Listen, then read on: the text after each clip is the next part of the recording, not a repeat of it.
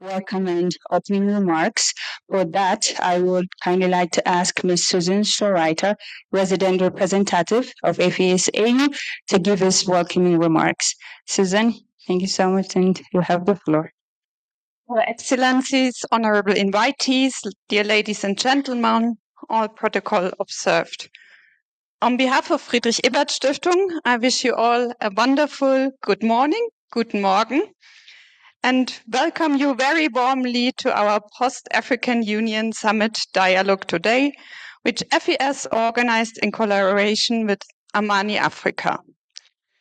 In the past, the FES already produced very productive dialogues with Amani Africa, and I would like to seize the opportunity to share our heartfelt gratitude for the collaboration. From our side, we definitely would like to continue with these joint engagements. Let me start my little introduction talking about FES's work with the African Union. In line with the MOU concluded in 2011, the Friedrich Ebert Stiftung's African Union Cooperation Office supports the work of the African Union in peace, security, and governance through research, policy analysis, and dialogue. The FES-AU project, the goals are focused on strengthening the AU visibility and ability to act on the continent, as well as providing research and political analysis on issues pertaining to the AU and Africa in the continent, but also worldwide. In addition to that, we want to promote inclusive discussion between Africa and Europe on topics which are of significance for both continents, as well as we want to create and maintain networks of partners and key individuals in the AU, EU, multinational and international organizations, civil society, academia, and think tanks. For today, we feel particularly very delighted in holding this key session on outcomes of the summit to the various stakeholders who did not get the opportunity to follow in person or who would like to further engage in discussion on key topics. In the dialogue that follows now, we want to discuss outcomes of the 39th African Union Summit with regards to the area of peace and security, which is in the current continental and global context for the African Union, one of the thematic focus areas with regards to partnership, but also concerns. I'm extremely thankful that we found some very experienced experts to share insights and opinions with us this morning, and I look forward to very interesting conversations with them. However, before we do that, let me summarize a bit the 39th African Union Summit's main outcomes in the area of peace and security, which will guide our discussions today.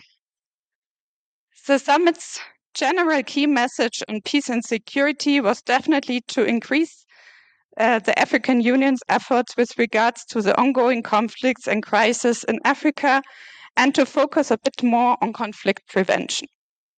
In detail, African Union leaders expressed deep concern about persistent conflicts, terrorism and violent extremism, unconstitutional changes of government, and humanitarian crisis, while reaffirming a determination to silencing the guns by 2030. For strengthening conflict prevention, an extraordinary summit in Luanda later this year was promised, which will focus on responding to threats for peace, security, and development. The idea was explicitly framed as a response to rising security crisis and a need to improve the African Union's effectiveness in preventing and resolving conflicts. The extraordinary summit seeks to elevate prevention to the highest political level, focusing on early action, governance deficits, structural drivers, and strengthening African coordination and preventative diplomacy. Another outcome of the summit was a new memorandum of understanding between the African Union regional economic communities on the utilization of the African standby force, addressing recurrent operational challenges by aligning continental and regional matters, mandates fourth-generation deployment processes under a predictable coordination framework. With regards to financing, the African Union's peace support ambitions are increasingly constrained by insufficient sustainable financing. Therefore, leaders underscored the need for predictable, sustainable, and flexible financing for African Union mandated peace missions, thus confirming their commitment to the UN Resolution 2719. And it was agreed that the African Union will also expand the peace fund from $400 million to $1 billion. And finally, behind closed doors, also the question of unconstitutional changes of government and the impacts for African Union were discussed. The African Union reaffirmed its zero-tolerance stance on unconstitutional changes of government, but the tone suggested awareness that statements alone are no longer sufficient. So far for the summary, and I hope by holding this post-summit dialogue, we will contribute to translating high-level, often symbolic political declarations into actionable policies and provide space for in-depth analysis and reflection of specific, often very complex issues. With this, I wish us all very, very fruitful deliberations this morning, and I hand over to our partner from Amani, Africa, Solomon. Thank you very much, Susan. Thank you, Rubiet. A very good morning to you all, excellencies, ambassadors, distinguished diplomats, colleagues, dear friends. Once again, a very good morning. I would like to start off by thanking the Frederick Ebert Stiftung African Union Cooperation Office for the collaboration with Amani Africa Media and Research Services in the joint convening of this platform for reflecting on the outcomes of the 39th Ordinary Session of the African Union Assembly held last month. Ahead of the summit on the 10th of February, Amani Africa Media and Research Services, jointly with the Embassy and the African Union Economic, Social and Cultural Council, held a pre-summit high-level policy dialogue titled Africa at a Crossroads, Pan-Africanism, Global Disorder, and the Future of Collective Security. And the question that we asked ahead of the summit, some of you have been here, was whether or not the 39th Ordinary Session of the African Union would rise to the occasion and pay attention to the pressing peace and security challenge confronting the continent, coming as it did at a time when, as our report pointed out, peace and security situation on the continent has reached an alarming level, with conflicts spreading, with the humanitarian situation on the continent surging, continuing to take place, and external interference deepening, while at the same time, the global order is also unraveling. And the combination of the indigenous or these African issues, but also the unraveling of the global order, necessitated that the AU Assembly do not operate and do not convene in a business as usual fashion. And indeed, there is nothing business as usual about the time that we live in. As the African Union Summit was being convened here in Addis, another major global event was unfolding in Germany.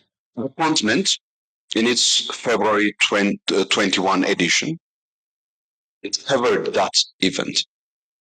And that event, the cover page and cover, US Secretary of State Marco Rubio was applauded by his European audience for a speech that invited them to dream of empire again and discard the guilt of past sins.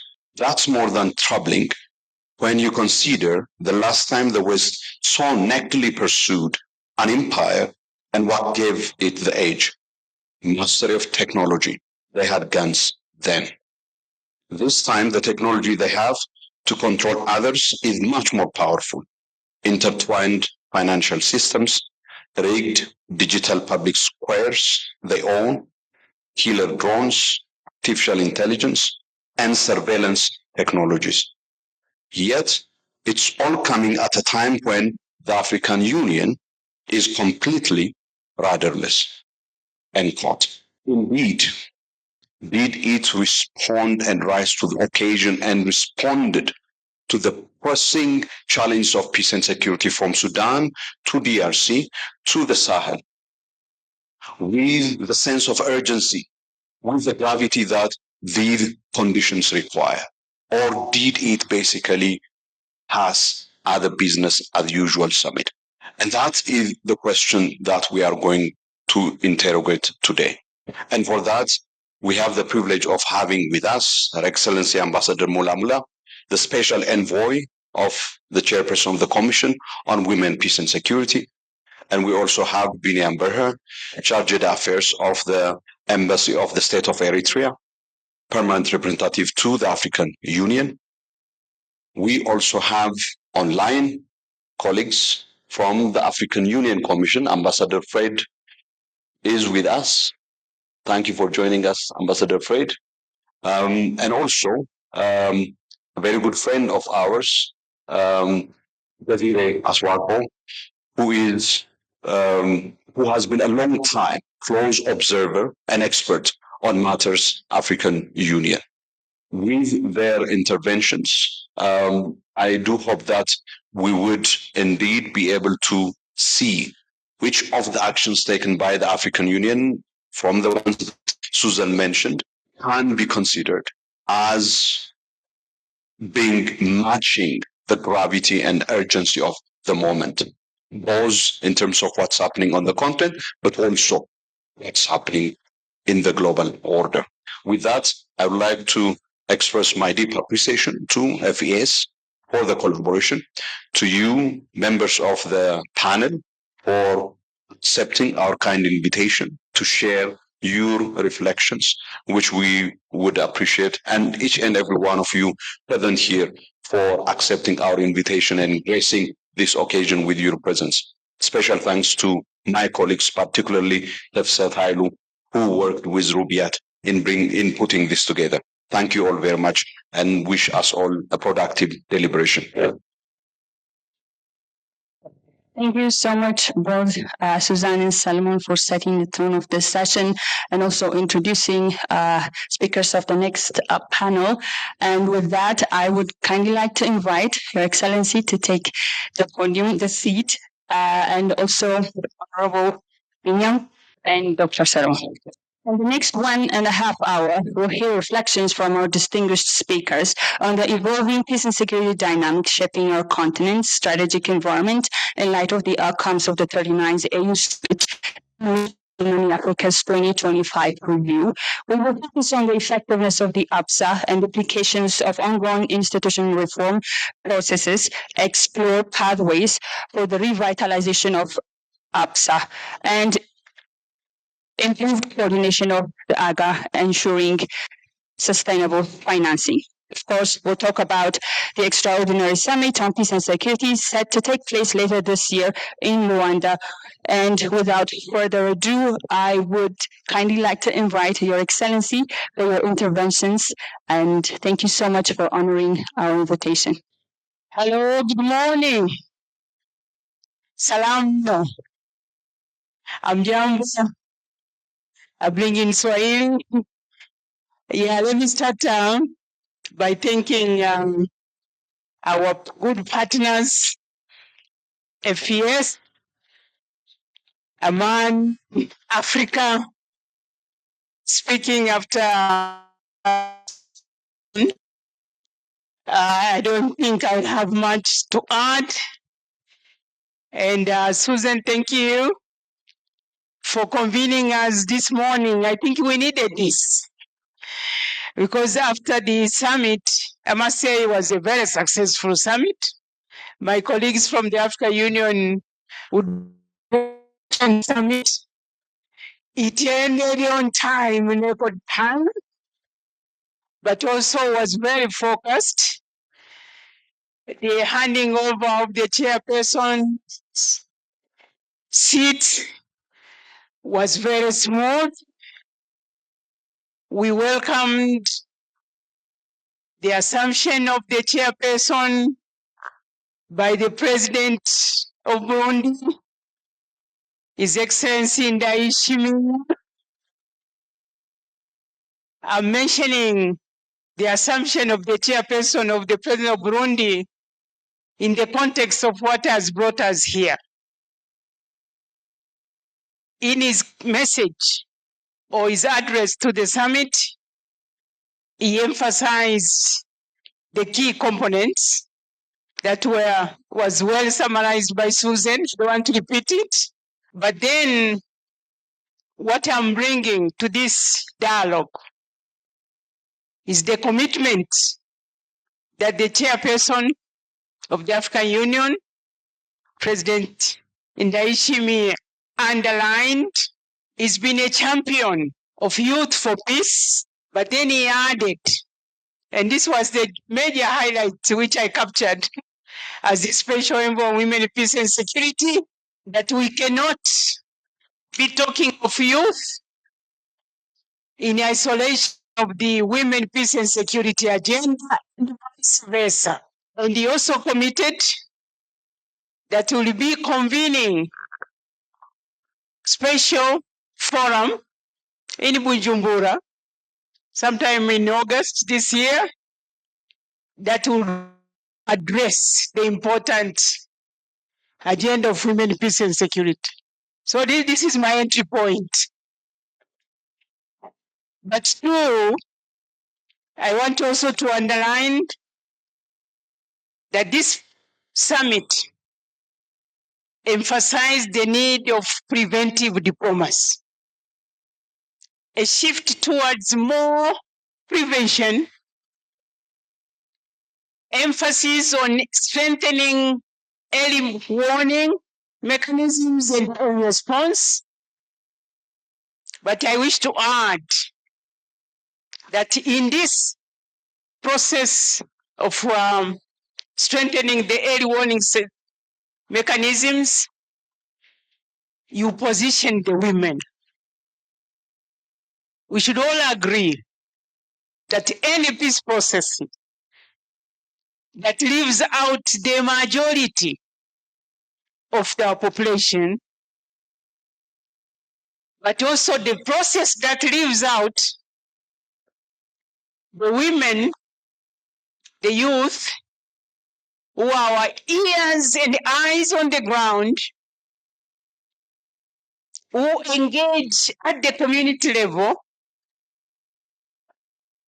who rise during the crisis, who rise to take up leadership of communities and families. So this came out clearly. And my message, of course, out of all this is that the women should not be seen, of course, always, especially our partners, they like these statistics, because seeing the women as victims, because in terms of numbers, yes, but then where we fail is to see the women as important peace agents, peace builders, as important interlocutors in building community resilience and reconciliation. So I know that you're looking at me, but I want to flag this before we continue listening to my brother from Eritrea and others. Thank you very much. Thank you so much, Your Excellency, Honorable Mr. Binyam Barhi, Charge d'Affaires from Embassy of Eritrea. You have the floor, please. Thank you so much. Good morning, colleagues. Good morning, participants. and my fellow panelists, both here and online, my good friends, Ambassador Fred and Desire. And I like to also express my appreciation to Amani and FES for the invitation. So what I would like to briefly mention in the next 10 minutes or so, a comparison of what the colleagues said at the opening. The first one was, as Dr. Solomon mentioned, pre-summit, there was discussion on what was expected of the AU summit, taking into account the rising levels of conflict, external intervention, the changes in the international system, and the turbulence that is following.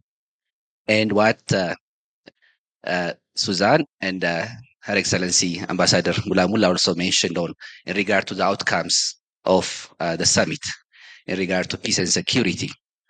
So the question is, did the African Union Assembly meeting over the 2 days fulfill the expectations in regard to adding value to the African Union's work in terms of early warning, the tools that are in place, the tools that are enshrined in the PSC protocol, in the Constitutive Act, and other core instruments of the Union. This involves, first and foremost, avoiding conflict, preventing conflict, starting from early warning to prevention, and once conflict happens, resolving it peacefully. And after conflict has already happened, trying to make sure that it doesn't resurge in the form of peace building. So there are conflict-specific issues and there are thematic issues. So what I would like to focus on is what the African Union discussed and what came up in its outcomes. When you look at the conduct of the 39th Assembly, as Her Excellency Ambassador said, there was marked improvement in terms of the working methods. The summit conducted in a very efficient way, concluded most of its business on a timely basis, and the outcomes were also there for us to see. The final documents were there for us to see. But the question we should ask is, did the ordinary people in Africa, in the conflict situations, feel any more safer on the 15th than they were on the 10th or on the 11th? Did the summit have any impact in the situation on the ground, in the continent? That's a fundamental question that we should address. And we are not ascribing this role to the African Union just out of whim. This is the mandate the African Union Assembly conferred on itself through the Constitutive Act, through the PSC protocol, through all its instruments. So when you look at the agenda, there were different versions. In the early versions, there was an attempt to deal with these strategic issues as per the push by many member states to have a shorter version of the agenda, an agenda that reflects, that reacts to the situation on the ground. So there was an attempt to identify conflict areas and to discuss them and address, allow the heads of state to pronounce themselves on those issues. The final version of the agenda did not include that. We had the usual report of the Peace and Security Council on its activities and on the state of peace and security in Africa. It's dealt with that report and the draft decisions which were considered, which were prepared by the PAC. So if you look at the report pre and post assembly and the draft decision pre and post assembly, for me, there was not much change, except for a very minor change. The assembly did not delve into the issues that mattered.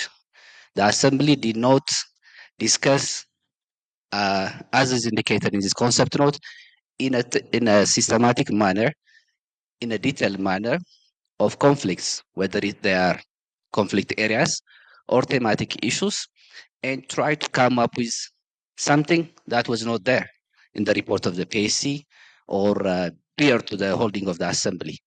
So again, in my opinion, the assembly did not make use of the opportunity of having the heads of state and government in a situation where there is tension within our continent, outside of our continent, there is increased external interference in the matters of our member states.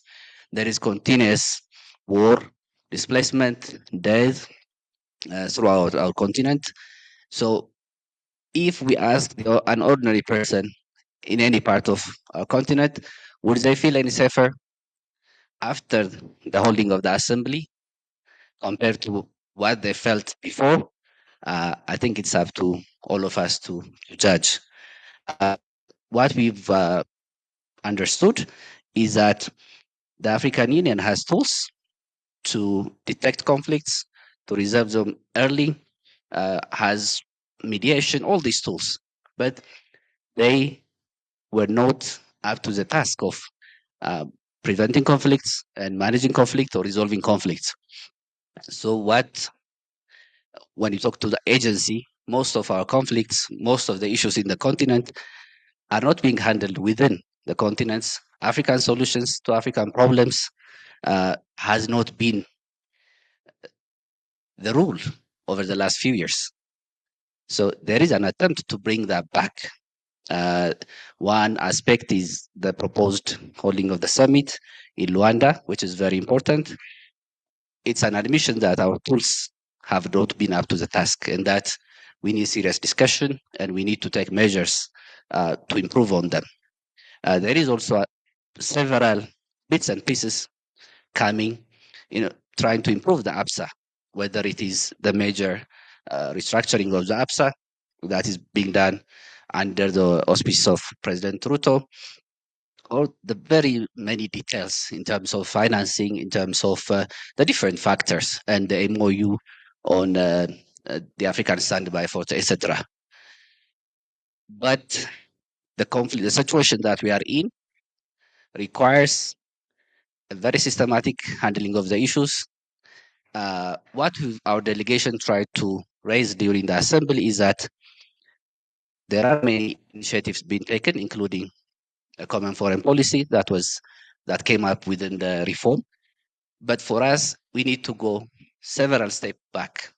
First, we have to assess the situation in our continent in a detailed manner. Where are we? What are our strengths?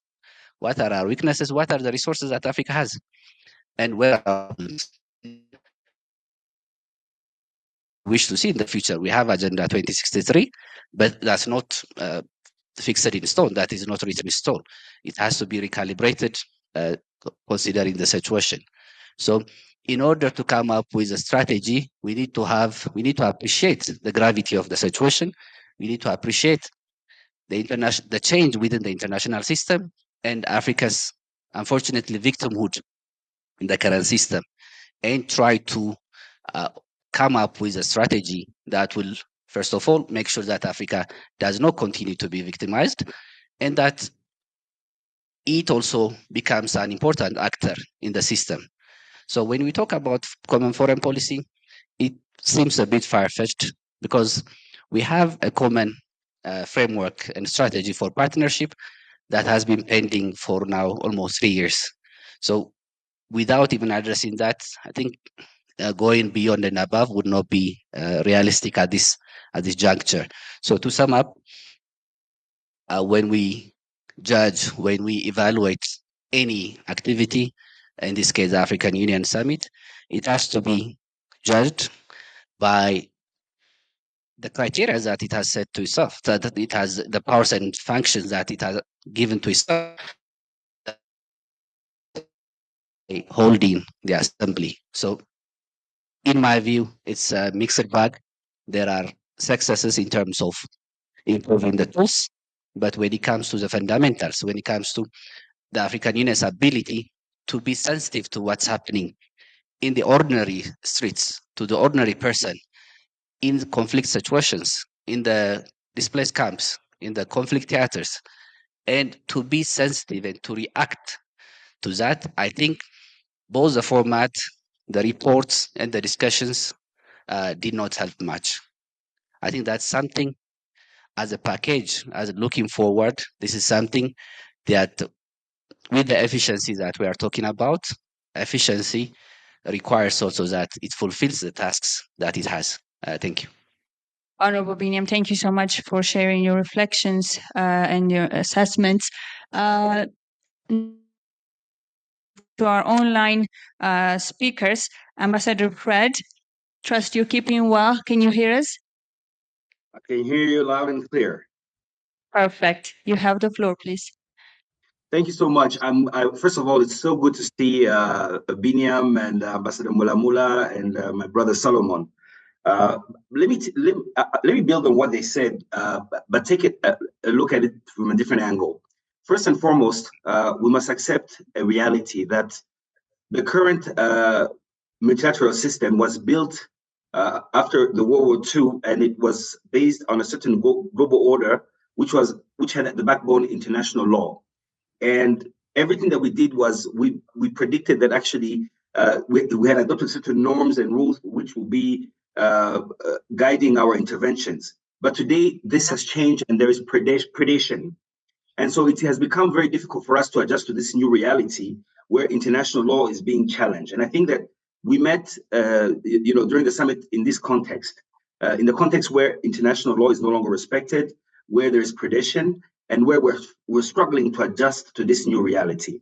But let me just talk about some of our priorities for us, at least at work on a daily basis, because it aligns with some of the things that was being said. But I think that sometimes we don't communicate well in terms of what is it that we're focusing on. Let me begin with conflict prevention and crisis management. The number one crisis we're dealing with is Libya. When it comes to Libya, our priority is to support the UNSMIL roadmap, focusing on unifying institutions, election frameworks, and assist the AU's engagement for all stakeholders to sign the Charter of Peace and National Reconciliation, as well as to relocate the liaison office from Tunisia to Tripoli. Why am I mentioning this? It is important for people to learn that actually we are working on these crises and that we're not just bystanders. There's this impression out there that we're not focused, that we're not working on this. When it comes to the Sahel, we're working very hard not only to engage with the three alliance with the Sahel states, countries, and in Guinea, as well as bodies, including ECOWAS. We prioritize pragmatic community level support through quick impact projects and also solidarity when it comes to counterterrorism. So we are working very hard in that regard. When it comes to East Africa and the Horn of Africa, of course, we have crises like South Sudan, and even Somalia, actually, and also brewing tensions actually between Ethiopia and Eritrea, which are keeping us really focused. And in all those, what we want is to see how we can be helpful and how we can engage. Of course, we are also working very hard on the Great Lakes region to ensure that our facilitators are well equipped and they have begun actually their work. And soon there will be a summit actually to discuss how to get out of the quagmire that the Great Lakes region has been in. And so we also have, of course, looking at many elections coming up on the continent. We have about 18 of them. And we're going to be monitoring them very closely. I'm mentioning all this just to highlight that we're completely sitting with these crises. And in all of them, by the way, as Ambassador Mulamula mentioned, we prioritize inclusivity, not only with the youth, but also with women participation, which we find too often that they pay lip service to it, but they don't actually mention it. I would like to also highlight that we've been very, very much analyzing what has been happening in the Middle East and the impact it's about to have on the continent. Number one, we're very concerned that our security may be compromised because, sometimes these battles may be fighting elsewhere, but then we find it on the continent through proxies and so on and so forth. And it's something that we're looking into. What is going to be the security impact on the African continent? Number two, what is going to be the economic impact? Already we have seen with the Strait of Hormuz being closed, with the Red Sea facing challenges, the prices of gas, of oil and gas has gone up, inflation is upon us, and we're going to have a challenge with regards to fertilizers. So all of these are things that we're looking at. But most importantly, we're looking at how actually the crisis may actually create new alliances, which can actually affect our continent in the long run and have profound changes for our continent. But let me conclude by saying this on the way forward. A good friend of mine who's an economist, Joseph Atamensa, once said that Africa confronts a question it has postponed for more than 6 decades. Will the continent continue to live with a comforting illusion, or will it finally act on a truth its founders articulated with remarkable clarity at the moment of independence? That truth was stated most forcefully in 1963 by Kwame Nkrumah at the founding conference of the OAU. Nkrumah warned that political independence without economic unity would leave Africa fragmented, weak, and perpetually dependent. Africa must unite or perish, he argued. This was not a slogan, but as a diagnosis. Small and divided economies could not industrialize. Fragmented markets could not sustain manufacturing. Isolated states could not negotiate fairly in a world organized by power and scale. This warning was reinforced by Haile Selassie, who cautioned that unless Africa organized its collective strength, and I repeat this, its collective strength, it will be exploited one by one. He was not the language of idealism, but of realism. Fragmentation, he understood, would condemn Africa to marginality, regardless of how many flags it raised or seats it occupied in international forums. It is so relevant today. Like I started by saying that the global order that we inherited from World War II is no longer, and that we live now in a world of predation. And the only way Africa can confront this, and actually I sense that this conversation was also being held, although it was not very much in the public, is by creating what Haile Selassie called collective strength, and Africa must unite or perish. I thank you for your kind attention. Thank you so much, Ambassador Fred, for your interventions. And next in line, we have Desiree Asobavi. Desiree? Yes. Can you hear me? Yes, we can hear you. You have the floor, please, to share your reflections and key takeaways on the just ended summit and some of the key issues taking place in the continent. You have the floor. Okay, thank you very much, Madam Chair. Thank you to the organizers for convening this very important and timely policy discussion. Thanks to Dr. Delso for inviting me in. Madam Chair, the 39 African Union Summit took place in a moment when instability across the continent has become both widespread and very interconnected. So what we are witnesses today in Africa is not a series of isolated crises. It is rather the emergence of what we can call a continental conflict belt. If you look at the Sahel, from the Sahel to the Horn of Africa, to Sudan, from Eastern DRC, and more, a good part of the coastal West Africa, insecurity is expanding in a very rapidly and concerning manner. And I think we need to realize that this conflict combines several dynamics, and we need to put those dynamics, all together. You have terrorism and violence extremism. You have unconstitutional change of government. You have transnational organized crime. You have local and communal violence in many countries. And then, as some comments on already, we have geopolitical rivalry playing out of the African soil. Now, the just ended summit acknowledged this reality, which I see is a very good development. They acknowledge that the problem is there and the instruments that we have are not working. Now we have a question in front of us. Are our current institutions, mechanisms, and approaches adequate to the scale of the crisis that we are facing today in the continent? We need to face that question. And one of the most important conclusions from the summit is that Africa's current response, as I said, the current architecture is under a strong strain. It is simply not working. The African Peace and Security Architecture has been an important instrument, innovation around the year 2000. We should realize that such a framework was designed in a different era. Today's crises are more complex, more transnational, and more politically rooted. So the tool that we have been relying on, including peace operation, are not keeping the pace of the changing dynamic of the current conflict.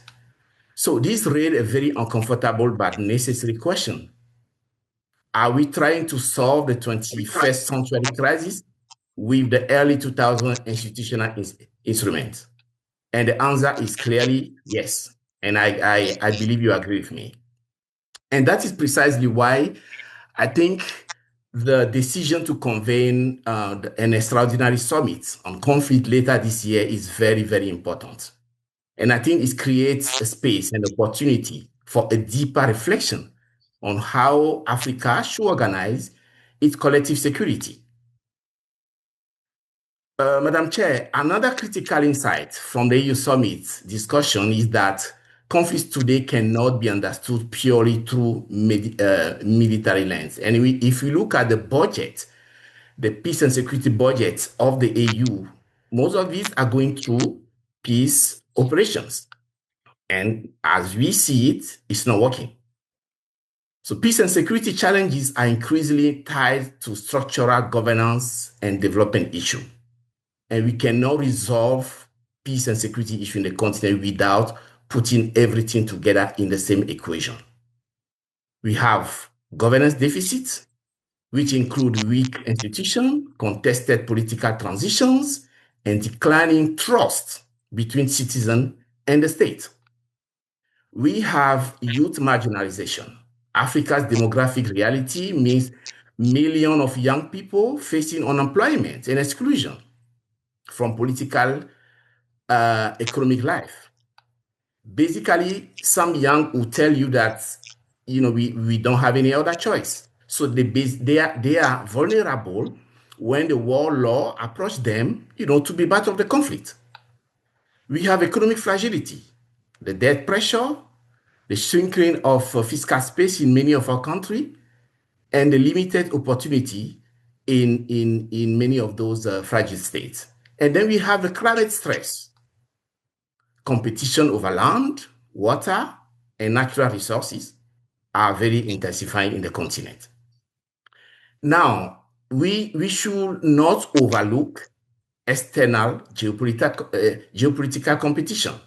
As it was mentioned before, global powers are increasingly involved in our conflict in the continent, both as catalyzers of those conflicts and sometimes as so-called solution seekers.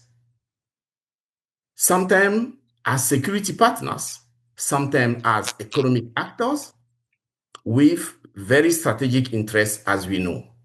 And sometimes they are just using our soil for their own competition.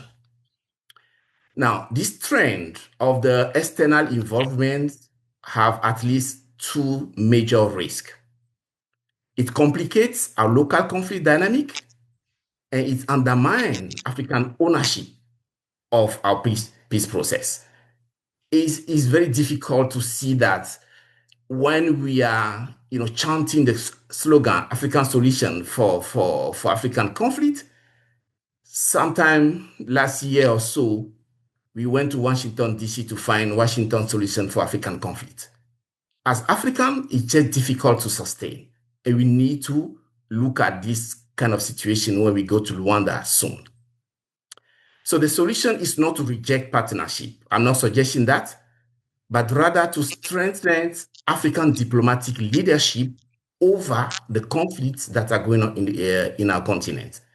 Africa must be able to set the direction of the conflict resolution, coordinate the external actors, and protect the continent's strategic autonomy. And this should be an explicit agenda item of the upcoming summit in Luanda. Madam Chair, I'm going to finish soon, but I want to mention these other issues that need an urgent attention. The need of a strong sanction regime in our continent. Currently, the primary response to the unconstitutional change of government has been the suspension from AU activities. But we all see that this measure has not been sufficient and is not discouraging coup in our continent. Over the past decade, we have seen a wave of military takeover across the continent. Then the coup maker will go around, organize their own elections, and come back and sit at the table of the AU in a clear violation of our Charter on Democracy. And we have seen it.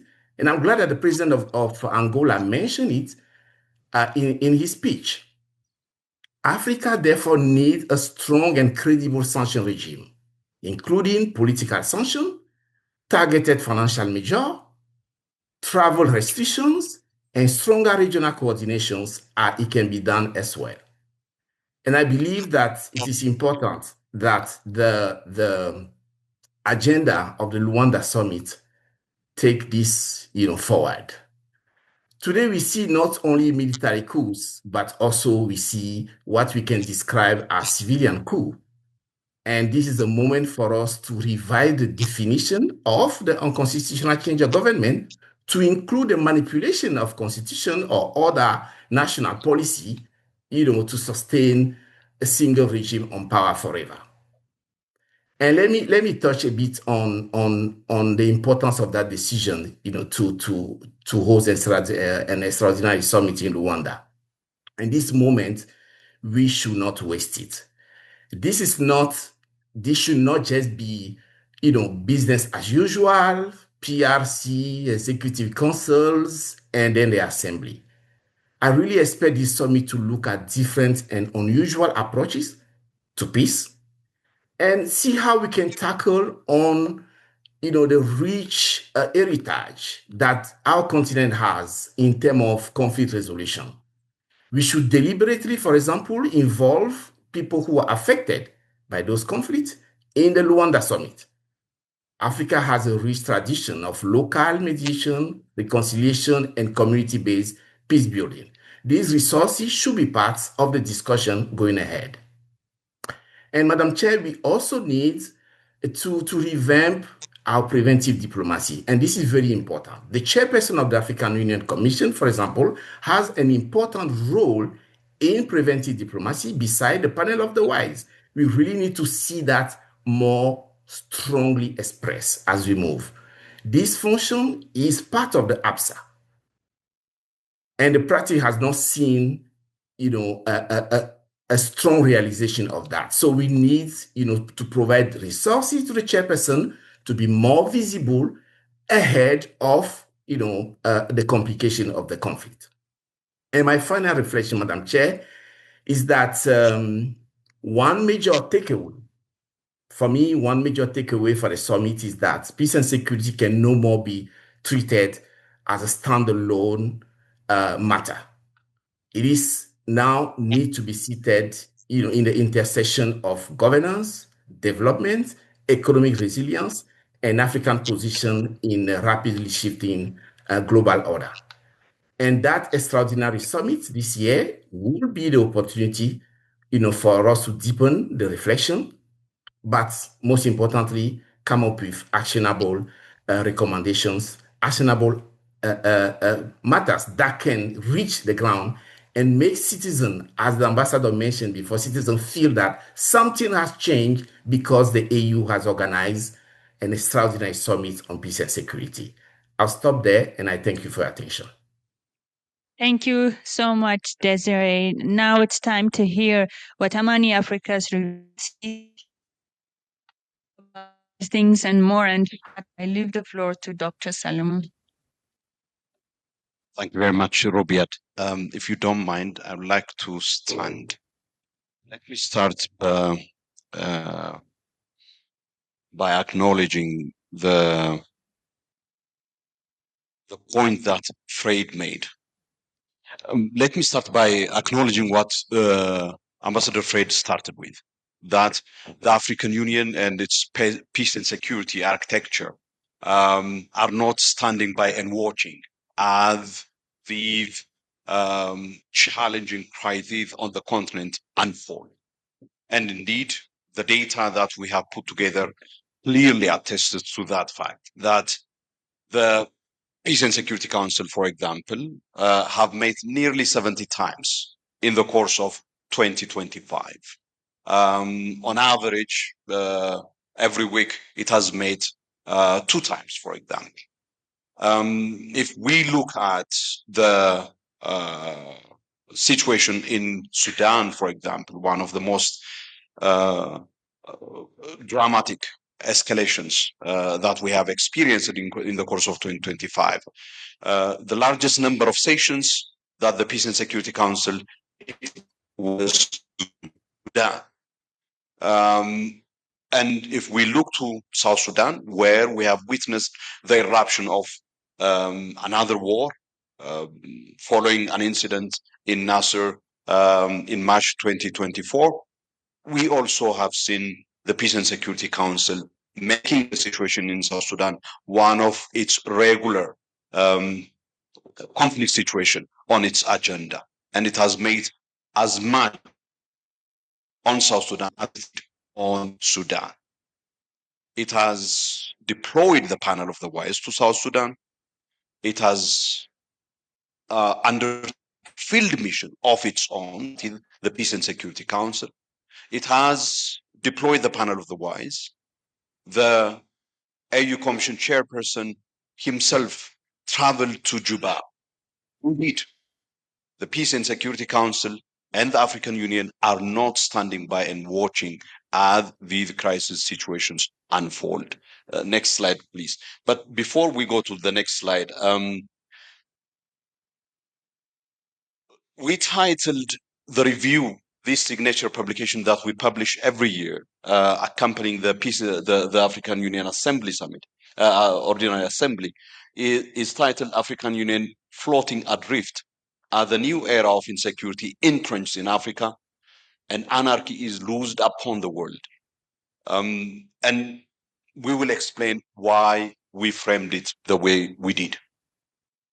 Next, please. As you can see from here, what stands out from 2025 is not merely how conflicts and crises have accelerated and entrenched across many parts of the continent, as Ambassador Biniam, as Ambassador, my brother Desiree explained. As the review highlights, it is also the year when the role of the AU and regional actors in peacemaking, which has been receding during the previous years, became increasingly displaced by external actors. This is despite the continuing normative, rhetorical, and of African Union's role. And it is here that I think the much of the point that we are making comes out. I think the first part of the report actually highlights what we call the crystallization of the new era of instability amid unraveling of the multilateral order. The annual review for the previous year, that is the one that came out in February 2025, was titled The Emergence of a New Era of Insecurity and Instability in Africa.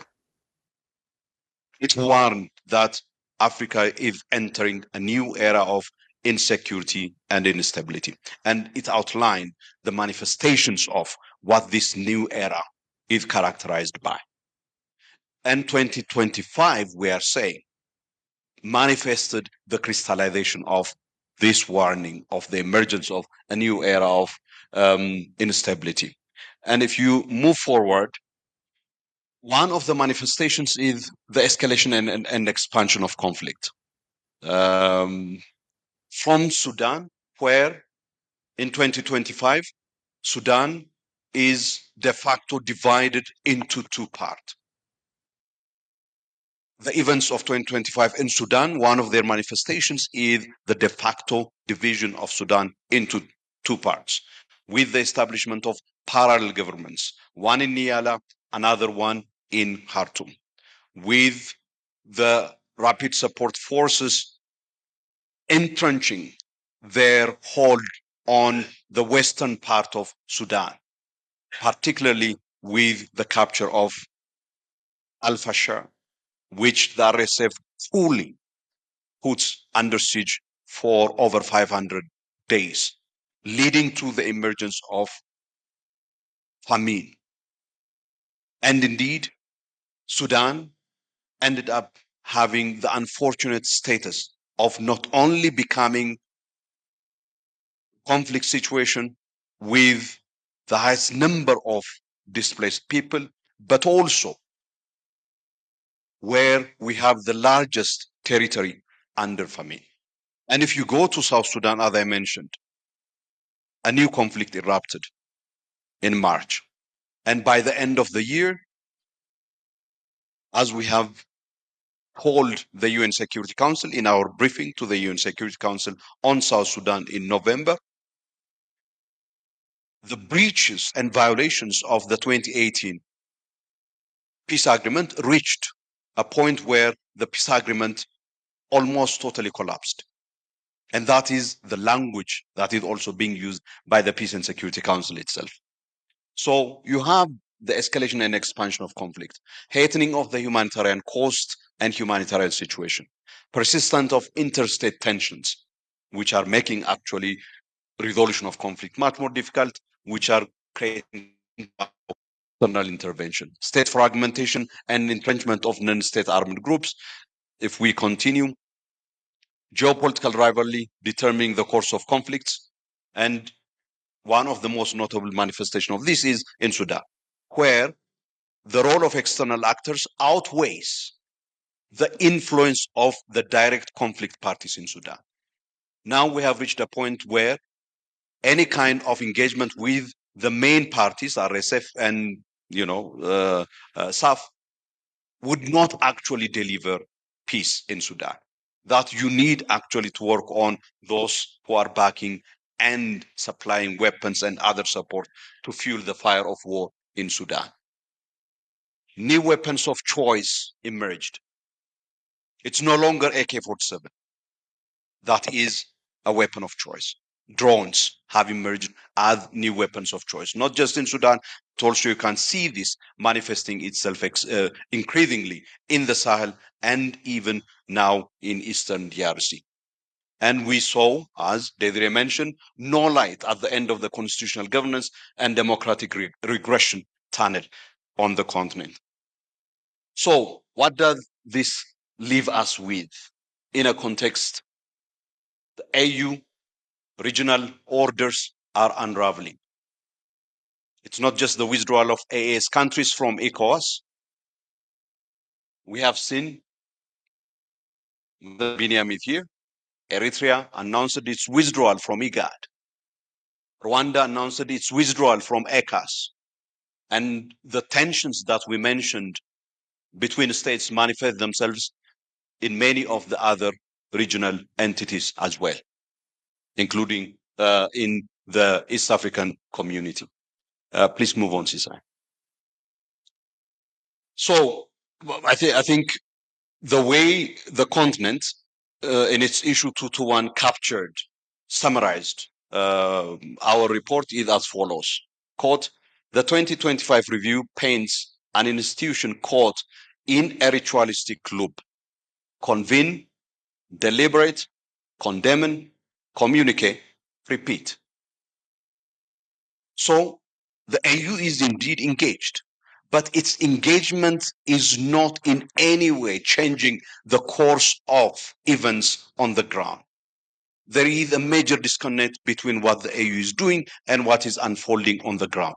It's not simply in terms of not being able to change or in any way to influence conflict dynamics and crisis on the ground.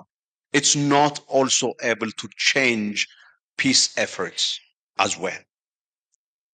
Not just in Sudan, in 2025, we have seen a very important peace process led by the African Union being displaced by other processes.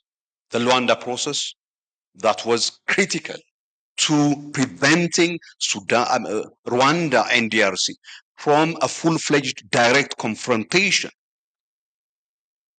and facilitated agreement on the key issues has come to an end. In Washington, D.C. and in Doha. And these are emblematic of what we mean by an African Union floating adrift, that it is doing its thing somewhere where it is. But what it does, translating into anything meaningful and consequential. So its performance is more ritualistic than consequential. That is the language that we used in our report. Let's quickly pass on to the last part, and then that's where we will end. And all of this is not insurmountable. The AU had delivered previously, and there is no reason why it can't deliver. Are the conditions more difficult today? Certainly, they are more difficult today. And that is why actually the AU is created and comes into existence. Sisa, if you can move towards the end. Here, I think the point that Desire made about whitewashing coups. AU is lowering the cost of making coups. As coup makers seek to legitimize their unconstitutional act, the AU and its PSC opted for welcoming coup makers as quote unquote democratically elected leaders instead of upholding Article 25.4 of the African Charter on Democracy, Elections, and Governance. The one act, the one provision of the African Charter and the entire AU unconstitutional change of government normative framework that was a disincentive for coup makers has been rendered completely useless. It's because Article 25.4 prohibits coup makers from legitimizing themselves by getting elected that coup making was costly. If you do not get elected after making a coup, why take the risk? You don't take the risk. You take the risk of coup making. Imagine it's a very serious risk that you are taking, because if it fails, you may end up in very dangerous situations, including being executed, because it is the most treasonous act that you can engage in. And you take that risk because you understand that you can actually change that into a profit. And what is that profit? Being elected as a legitimate ruler. And this is what Article 25.4 removed. And what did we do? From Chad to Gabon to Guinea, we actually let this article being put on the sideline. And that is why we are very happy with what President Lorenzo said during the summit. We are witnessing the emergence of new phenomena that shouldn't be legitimized and endorsed by the African Union Peace and Security Council. When we talk about the need to restore constitutional order after power has been seized by unconstitutional means, we are not saying that it is restored as long as the perpetrators of the coup d'etat hold elections and get themselves elected. This is a way of whitewashing an act that lacks legitimacy. Let's go to the end. I will wrap up. Yeah. So our submission is that the state of things on the continent are so dire that they warrant of a state of emergency, particularly as it relates to the situations in Sudan, South Sudan, Eastern DRC, and the Sahel. And what that would entail institutionally is basically the establishment of an emergency situation room in the office of the chairperson, commanded by the chairperson, operating 24/7, with the purpose of articulating for each of these emergency situations specific emergency measures, and mobilizing and catalyzing the support of member states for the implementation of these emergency measures. That is what is required. That is what we mean by an approach that is different from a business as usual approach. Renewal of Pan-Africanism as a political and strategic framework for collective action is also important, because any initiative within the African Union to succeed, it needs to be anchored on that sense of collective responsibility, of which Pan-Africanism is the ideological bedrock. Rebuild the AU's agencies through credible peacemaking and the restoration of the primacy of diplomacy for peace. Extremely important. What we are suggesting here is basically that in many of these situations, as the dynamics of these conflicts and crises, of course, have become much more difficult, but in many of these situations, political action and diplomacy are the most important and primary basis for seeking solution. And how do you do that?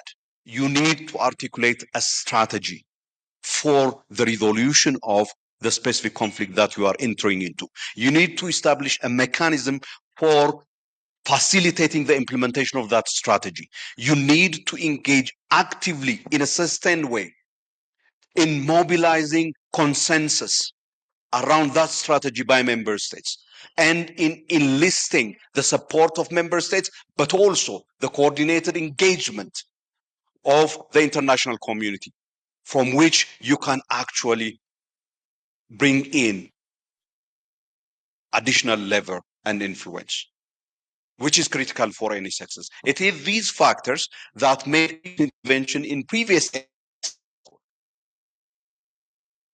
In 2012, April, South Sudan sent its troops crossing the border into Sudan, Hague League. The two countries were on the verge of a full-fledged war. The Mbeki panel, working together with the AU Commission and the Peace and Security Council, articulated a very robust roadmap that was adopted by the Peace and Security Council. Technical work, coupled with political work, endorsed by the highest authority on peace and security. And as they were working on these things, they mobilized behind them the regional organization IGAD and countries in the region, as well as the leverage of the international community, including the UN Security Council.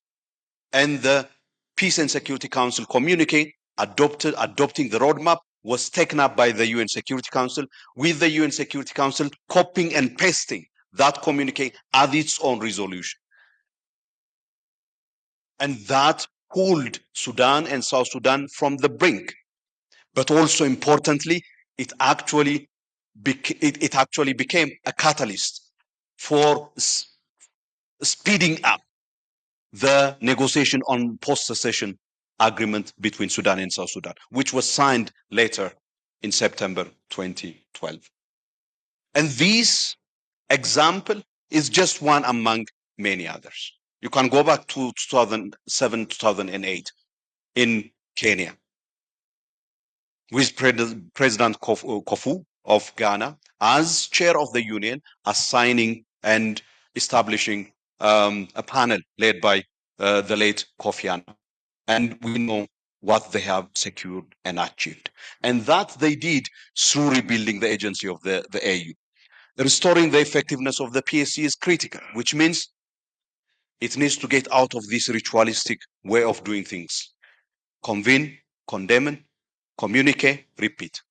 It needs to get out of that situation. What that means is also basically that it needs to have a sustained engagement on specific conflict situations, and we proposed a moratorium on thematic issues. Common foreign policy, Binyam talked about it. I have a different opinion on the need for that, exactly because of the kind of situation that we find ourselves in, and the imperative for strategy on relations with and the role of middle powers. This is extremely important in order to address the increasing influence, a dangerous one at that, of external meddling on conflicts on the African continent. This requires a strategy. My sincere apologies to all of you. And Madam Chair, over to you. Thank you so much, Shalom, for sharing insights from the review, which is somehow a bit worrying to hear, especially about the state of emergency. I now open the floor for Q&As. We'll take 4 questions and we'll come back with the second round. Please raise your hand, Ambassador. Thank you very much, Madam Moderator, especially for giving me the floor first, because I informed you that I have to leave for an appointment which is very close to what we are discussing. I would like to make 2 points. First, to thank you, Amani, Africa, because we are used to some post-summit reflections, seminars, but this one, I really like it because it is documented. And you are very strategic. You let everybody speak, and then you spoke last. Very strategic. And I want to salute the partnership you have with Susan. I think it is very productive. I realized you also discuss about economic transformation. I hope next time we will have a topic on that one. Now, going back to the real business. First, I would like to support the conclusions of your report, Salomon. Some of them, for me, are critical.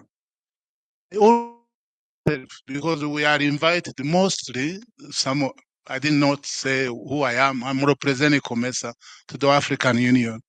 We are mostly invited to attend thematic open session. And we don't blame the Secretariat, but I don't think 54% of the meeting on thematic is something really to support. I would rather see 80% on conflict situation. That's the first thing. And I would like to put this question to you. Do we have to end a meeting by a communique? From experience, I think there are some other meetings, UN Security Council, they sit on a case, they go home, they consult, they come back, even for a whole month, and then they end up by a decision. So I leave it to you. But my second point is concerning the summit itself. For me, who has been around, I really think that they have done a good job. And I like what Ambassador Binyam said. I think we got 100% on efficiency. It was surprising to see. And I could see the ambassadors, they worked very hard. The ministers relaxed. And the heads of state were loaded. And they finished the business on time. So perhaps next time is to actually leave the agenda of the summit to the strategic issues. And perhaps forget about that word report. They need to report. If you have 3 strategic issues, I think the heads of state, I also leave it to you. My last point, effectiveness. I think that's where we are heading to interrogate where was the summit effective. in resolving, in addressing the issue. Maybe, and I leave it again to you, maybe we have not invested enough. And that's why I think this year, 2026, we can invest, starting from the preparation of the Rwanda summit. And you have done it very well. But you need to do more, Solomon. No, the second one is what Ambassador Mulamura referred to, the Bujumbura dialogue. I think it's a very good investment. So let's go for that. And then because I'm representing a REC, why don't you invest also in the Mid-Year Coordination Summit? And then Solomon, could you come in and then propose an agenda? I think as we speak, last year, you remember, we had the report on integration, which is very comprehensive now, including governance, but we also had a report on governance. Can't we just interrogate the recommendation on those reports in the coming mid-year coordination summit? I will stop there, and I really appreciate the panel and the report, Solomon. Thank you very much. Thank you so much, Your Excellency. We still have 3 more slots for questions. Who'd like to go second?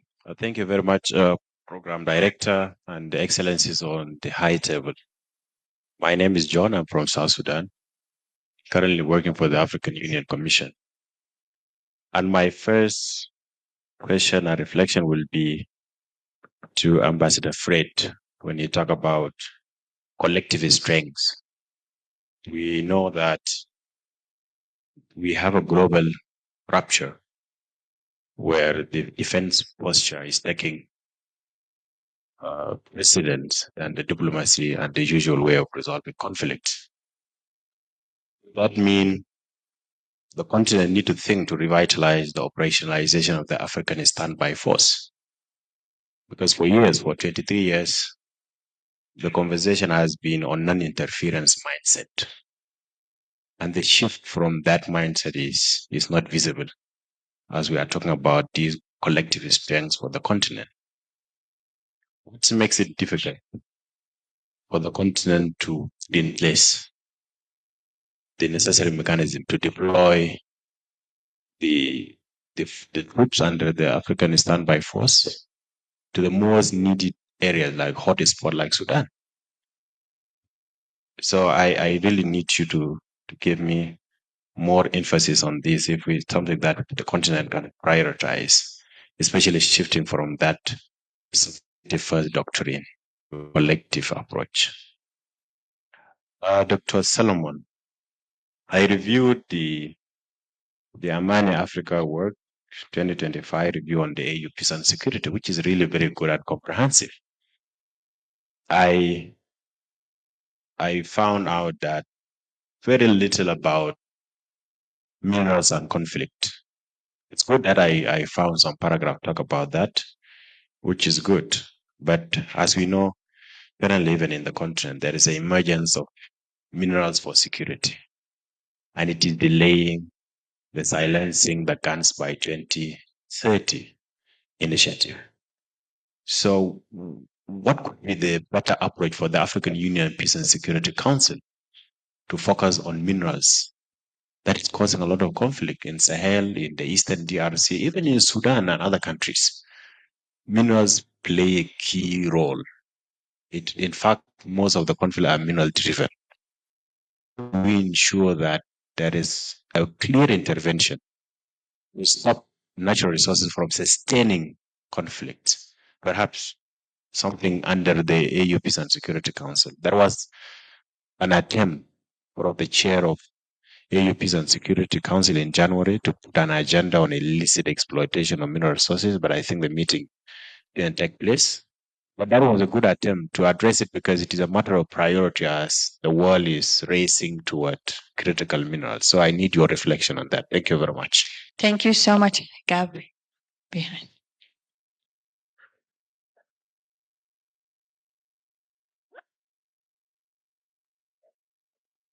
Thank you very much. And thank you for all the speakers, and thank you for organizing the meeting. He retired from UN, IGAD, and Ethiopian Foreign Service. I understand that there was a focus on water at this particular AU summit. And we have fundamental issues in the continent relating to the management of transboundary water resources and rivers. As this is very much related to peace and security, we need to consider the fact that these disputes over water can emerge, can develop into major conflicts and disputes on the continent. I can give you the simple example, as you know very well, about the Nile. So, has any progress been made in this summit to ensure that Africa takes a hands-on position relating to ensuring the equitable utilization of transboundary water resources? Has it pronounced itself on such issues? I'm aware that the EU and that the League of Arab States has pronounced itself on issues like this, but I haven't heard of anything from the EU at a summit dedicated to water. Could you please, this is to Fred, I think, more than anyone else, to Ambassador Fred. Thank you. Thank you so much. We don't have any question from our online participants. Yeah, okay. So we can have one last question from the room here. Do we have? Okay.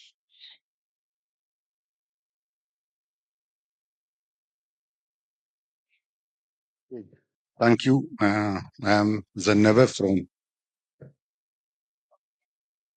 Okay. From. Sorry. Okay. I want to ask Mr. Biam about the early about AU function, the function of the AU that is not wanted to be done.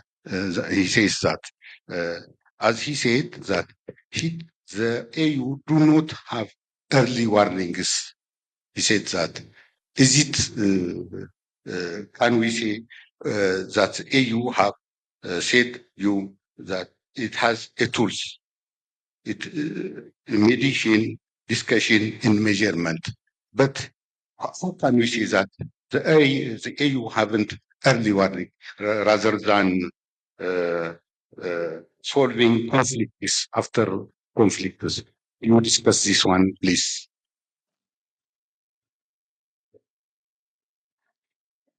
Okay.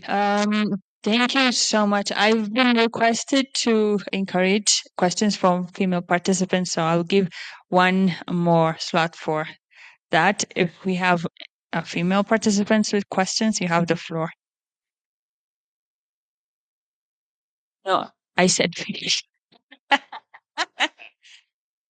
No, we'll come back. Okay, we'll come back to you in the second round. We have one more participant with the question from online audience, Dr. Light. Good morning. I'm so happy to be with you. Good morning, Rubiat. Good morning, Dr. Solomon, all the assistants. I'm so pleased to be part of this panel. My question is, although, of course, I don't agree with those who have been, who came to power by a military coup, but the facts are here. We are now facing the reality. I think time has come that we should ask ourselves, since these countries which went through a constitutional change are existing now, are even evolving, and I think is it time to review the sanction, to impose them, or to look at other way of, I would say, dealing with this issue of unconstitutional change. More than that, why are those government who want those through unconstitutional change are having still popular support? And I think the terms used by the Peace and Security Council to blame them should be reviewed, or should we have to intervene military to stop that? Thank you very much, Rubiat. Thank you so much, Dr. Light. And now we will come back to our speakers to share your opinions and reflections on the questions that have been raised. And also, I would like to kindly ask to share your reflections on what has just been presented by Dr. Salomon. Who would like to go first from online? Ambassador Fred? Yes, thank you very, very much. Let me just go straight to John and Hilary's question. With regards to Hilary's question, I would like to inform him that actually on the 27th and 28th of October of 2025, we had a conference on water, peace, and security. It was a conference organized in Nairobi, and it looked at all the challenges related to peace, security, and water. And we are going to be working with IGAD and other organizations actually to develop this program on water, peace, and security. Most people are not talking about this, but you're right. Actually, water was identified as one of the sources of potential conflict in the future. So there's the Nile issue that we've been seized with, but there is other issues as well in West Africa and elsewhere. So this is really on top of our agenda, especially the theme of this year.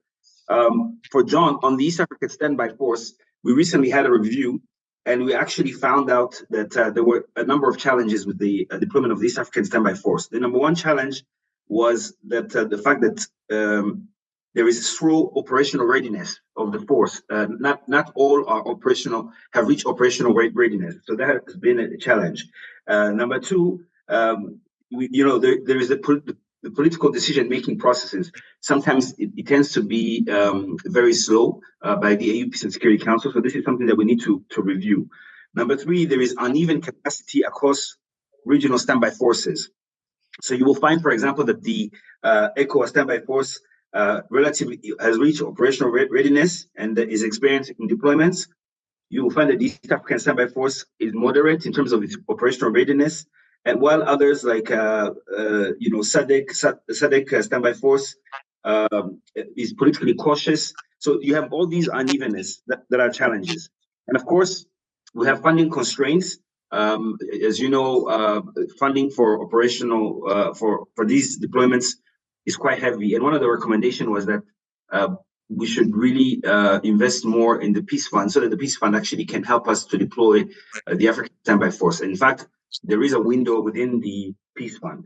Then the two last challenges that we found had to do with logistics and strategic lift. Logistic and strategic lift limitations, that has been a challenge for us, and command and control challenges as well. So we're still working on all of this, but I think that your main idea, the main idea here when I talked about collective strength, is having more of a common position to confront the challenges that we're faced with.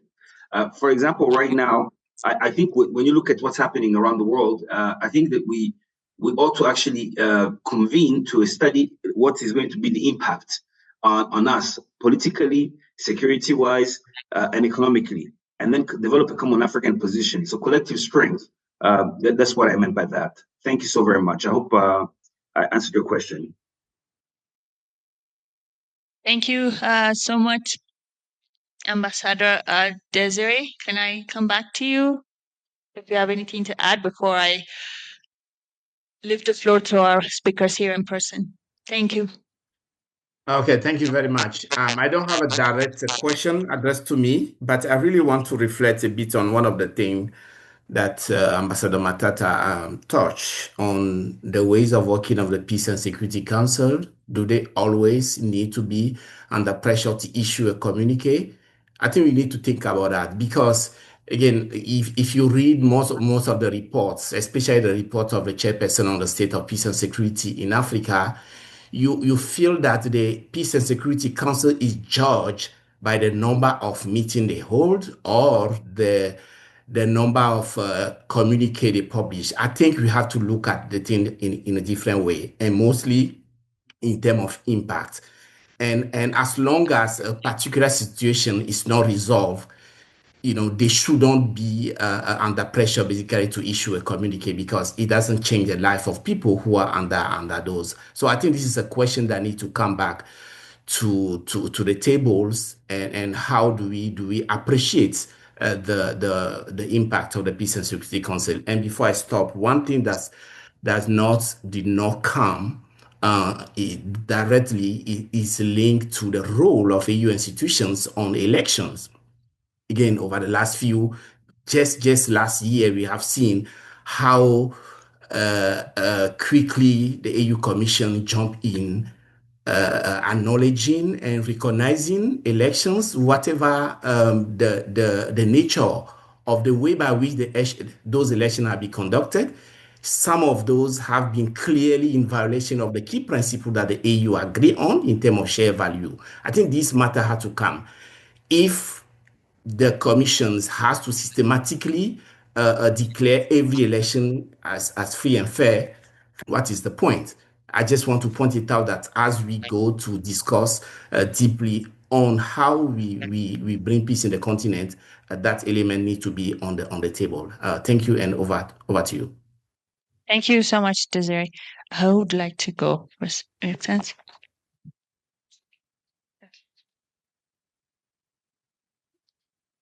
Yeah, thank you. I've been doing more of the listening, and I'm also surprised no one will ask the question. It concerns my area of interest. But let me say, I want to pick up on what my colleagues, the Ambassador Fred, Desi, and the others, just to emphasize, and also thank you, Man Africa. We need those to read that publication.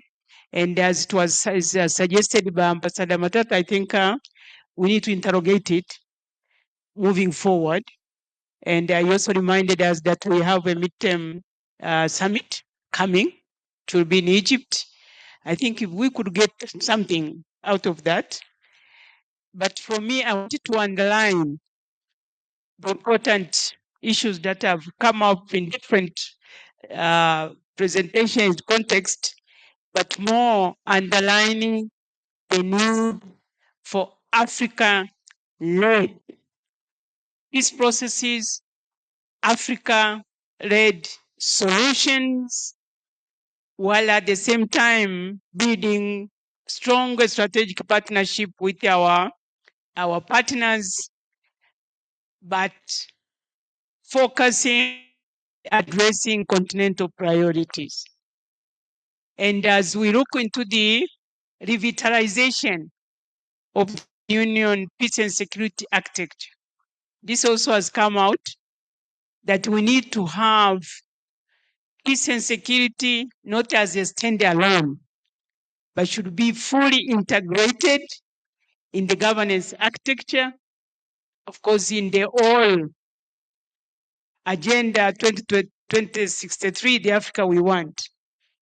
But as far as the advancing the women, peace and security agenda, the important issue, and this is a commitment of the Peace and Security Council, that for any peace processes has to be inclusive, has to be locally grounded. In fact, this is where the emphasis now, localization of the peace processes. I was saying we cannot achieve, I remember the statement that was made by the late Kofi Annan. He says we cannot achieve sustainable peace and security in the continent from New York. It has to be grounded. At the nowadays, they say I should not use grassroots level, but the community level. And that's where we call that it has to be locally grounded. It has to take into consideration, of course, the inclusiveness, not as a choice, but as a necessity. It has to take into account the community resilience. So this is the peace we want. That is all. Thank you. Thank you so much, Your Excellency, for our opinion.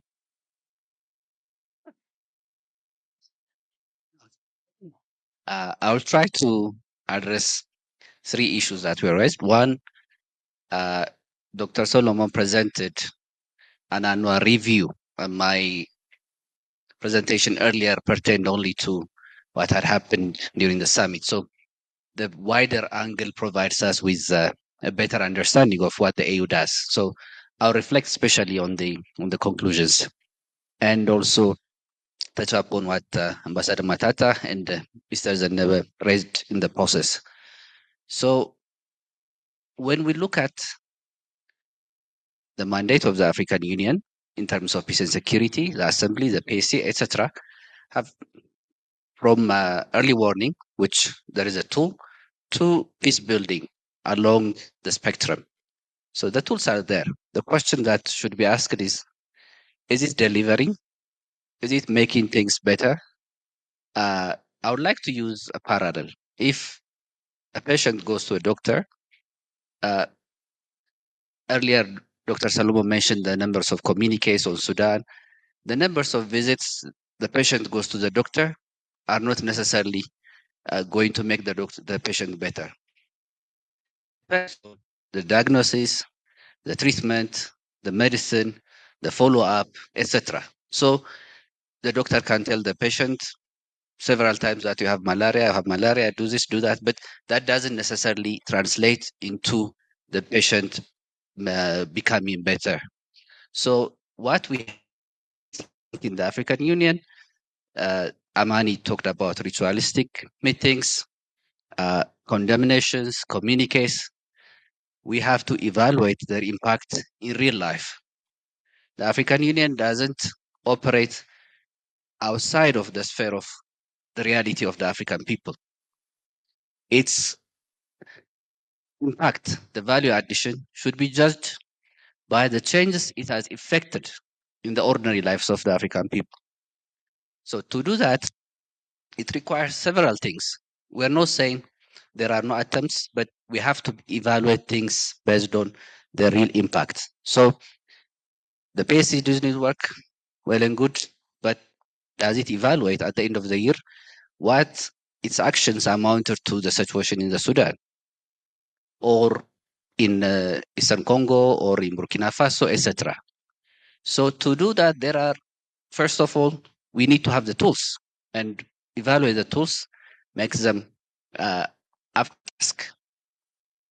And having the tools by itself also doesn't translate into action. There has to be trust between the member states that what the African Union does is impartial. For example, on early warning, the African Union, does it treat every case similarly? Does a case pertaining to an important supposedly country and another country are treated equally? Does every conflict situation feature on the agenda of the PAC? And once the communiques are issued, are they enforced by the same level of rigor? We talked about action. John raised about the deployment of SF, but that doesn't necessarily also translate into something getting better. We have the most peacekeeping operations in Africa. That doesn't make us any safer. So we need to know the tools. But with all this, we also have to understand there is a fundamental problem of the capacity of states. There is rampant fragility of states, weakness of states, and what do we do to address that? All this has to happen within the principles enshrined in the constitutive act of the African Union. That's sovereignty, territorial integrity, independence, and when even there are deployment of forces, there are procedures. And at times we have seen them to exacerbate the situation rather than addressing them. So to sum up, we have the tools, but we need to evaluate them carefully, not in terms of their activities, but in terms of their results. If they fail, we have to be sincere, because no tool is bigger than the lives of African people. No tool is bigger than the peace and security situation in the African Union. No mechanism should be forgiven, or should be just ignored because of all the political sensitivity that surrounds it. We have to investigate it, because the that anything that we do, that we say, more than our sensitivities and political correctness. Thank you. Thank you so much, General Biniam. Yeah. Thank you very much for the questions and reflections. I think one of the questions raised was whether sanctions and suspension is the right approach to deal with military coups. I would reverse the question. Rather than asking the question of whether sanction or suspension is the right response to military coups, I think the question should be,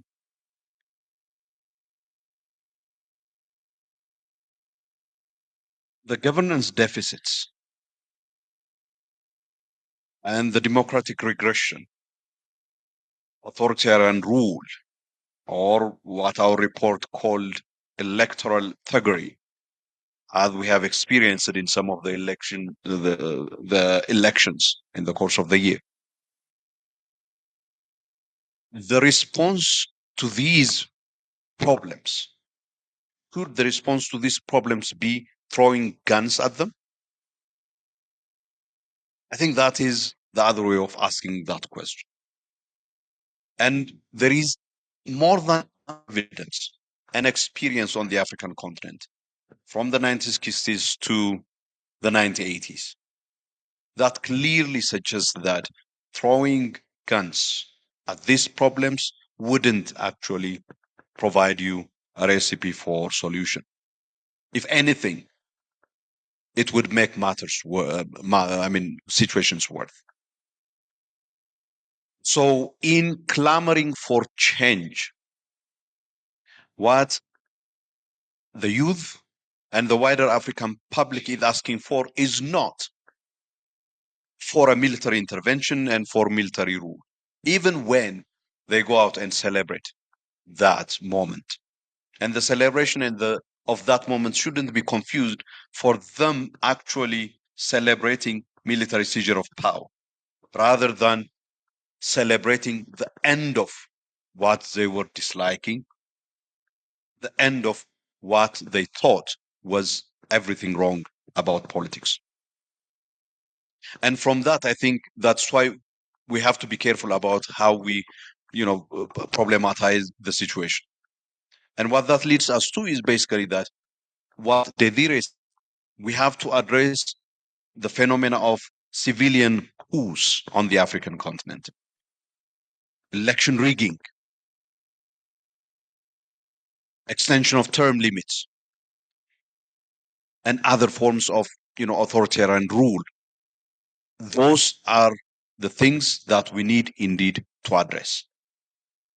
And along that, of course, I agree also the point that have been made by Biniam about the need for us to look at the question of state fragility, which opens up conditions for everything else. Minerals and conflict, that is the other question asked. On minerals and conflict, indeed, there was a plan in January for a dedicated session on natural resources and conflict. Increasingly, it's not necessarily because there are rich natural resources that conflicts arise. Minerals are not the cause of conflict. The management, governance of minerals, however, can be the catalyst. And the political economy of minerals and natural resources. That is, I think, where indeed particular attention needs to be paid. And the department that you work in, is an important department that can actually provide the parameters in order to put in place the necessary policy and regulatory framework to address the conditions that lead to minerals becoming sources of curse. Thank you. Thank you so much, Salomon. Now we go to the second. Yes, we have a lady and the second one. Good. We have a third one. Oh, more female speakers. Good. We'll take two of you at the back, and we have four for the second round.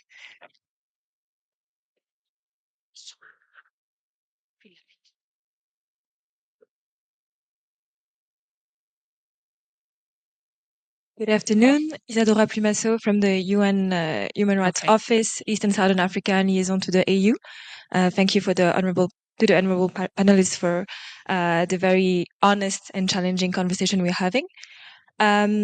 First question would be that a lot of you had recommendations for the Peace and Security Council, but we were talking about, having those issues being part of the broader AU governance framework and all the prevention tools we have. So do you have any recommendations regarding the AGA-APSA in particular and not just the council?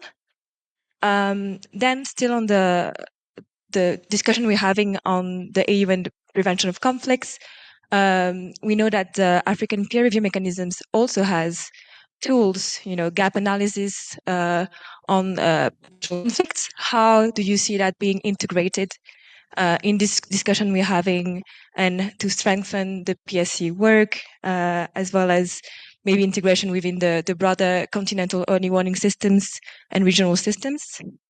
And finally, on elections, how do you see the role of the AU human rights organs being used in this prevention role where elections are concerned, both in monitoring human rights situations before, during, and after election, as also indicators of the broader situations and credibility of said elections? And how would you see the human rights organs of the AU intersecting with the work of the PSC, the AUC, the Qs in the election situations, and any recommendations there? Thank you.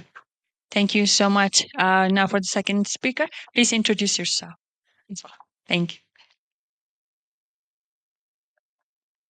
Hey everyone, my name is Judith from the Institute for Peace and Security Studies, Addis Ababa University. In acknowledgement of Mr. Biniam's and us noting the fact that acknowledgement is a first step because before it has not been there, and the serious comment that we need to focus on non-military interventions. I have a question to three people. The first one is to Frederick. It's important that we note the efforts that, and we acknowledge that, but somehow it looks like it's more of also a military kind of intervention where it feels like kind of control, where the AU or the governments want to control the population instead of looking at it from the bottom up. So while we appreciate that there is a rise of AI at the moment, there is a lot of digitalization changes. And even in the process, we are seeing China somehow coming in through the lens of digital control and also infrastructural control, and maybe other countries that are outside this continent. And also appreciating that the continent is young. There are so many youths in the continent. What is the AU doing that is non-military that we cannot and say this is something that we can say we are looking at the root causes of conflicts instead of being just a reactive kind of institution? The other question goes to Abasanda Mulamula. This one is for you. Well, we appreciate the fact that there are so many women in the continent, and they are not just victims, but also agents of peace building. That's true. But then most of them are not able to digitalize their responses, or some of them even are entangled in cultures where they are not given a voice. So, and then you also have the Youth Peace and Security Department also that has the young people who are on the other side very digitalized. They have smartphones, they can do e-mobilizations, and they want to be involved. We are being called the future of the continent, but somehow there are so many questions on how exactly this is going to happen when the structures are really so hindering. They have a lot of stumbling blocks on the way. So, what is your department exactly doing in this regard to simply be tangible in your practices? And the last question goes to Dr. Solomon. Thank you so much for acknowledging some of these challenges that are there. But we are looking at an Africa that has had an history of colonialism, and now we are having a new kind of we are looking at it from a new lens of other countries that are kind of building empires in quotes. Like China is really very is doing a lot of things in the continent. We don't know whether this is an economic trap or what exactly this is. And then we also have other countries like Russia, we have Brazil, like there's so many of them, but we know the major ones. So what do you think is going to be the next thing that we are looking at? Because your team has done a lot of reports across the years and you've seen how the trend has been. What would you recommend? What would you say is the expectation of things? Maybe it's not really in your power, but also what are the recommendations that you would say you would give to the African Union and the rest of the partners? Thank you. Thank you so much. We have two more questions near the booth, and I'll start with the lady. Kindly introduce yourself. Thank you. Thank you very much. My name is Shawit from the Irish Embassy. Thank you to Africa FES for this important discussion. And my question is to Madame Mulamula regarding WPS. You've already said maybe there were any questions on the areas you're covering. And of course, colleagues from AU, other colleagues may also respond. We're talking a lot about, effectiveness and meaningful change on the ground. And when it comes to WPS, oftentimes we do talk about participation and inclusion, and that's very important to understand. But of course, there are other pillars of WPS agenda, like prevention and protection. And in times of conflict, women do face the most, especially due to conflict-related, sexual violence and so on. So my question is really, there is a shift we're talking about towards the primacy of politics and the need for preventative diplomacy and so on, especially Angola's proposition during the summit and so on. And I just wonder, how is the Special Envoy's office positioned to contribute meaningfully in this prevention and primacy of politics agenda, and in the early warning, prevention and protection, particularly beyond the participation and inclusion aspect. Thank you. Thank you so much. Final question from he raised his hand next door. Thank you. I thank you so much for your brilliant and academic way of presentation. Having said this, I have some comments. For instance, for the last 8 decades, Japan is a stable nation, but for the last 16 years after the independence, Africa still has faced peaceful constraints and insecurity. I'm so sorry about this. Having said that, many of the presenters raised about the external factors, about the instability of Africans. Who invited them? We ourselves. This is a critical and a fundamental question must answer by researchers. The other one is we have to focus on the root cause of instability in Africa. Our providers, our unifiers advised us before many, many years ago to stand as a human being, but still we are suffering from tribalism principle. The politics of ethnicity burns Africa, most of Africans, particularly the Horn of Africa, particularly Ethiopia. So, what is your advice, bro? be very, very far away from this critical problem, ethnicity. If we don't abolish this principle, I know that there are so many factors, but this is the root cause. What is your advice? The other, Amani, Africa has so many research I read from their website, but problem in Africa. What is your advice for I know that you are a policy maker. What is your advice for policy makers to implement brainchild of African academician? I thank you. I am from Human Rights Council. I am human rights defender. I thank you. Thank you so much. I now move back to my speakers here, present in person, for your reflections. Should I come? Thank you. I think Judith. Yes, sir. Thank you for your question. Actually, this is an area where I would like also to underline the fact that when we talk of women, it's not a homogeneous group. If you talk of digitization, there is, of course, a glaring digital gap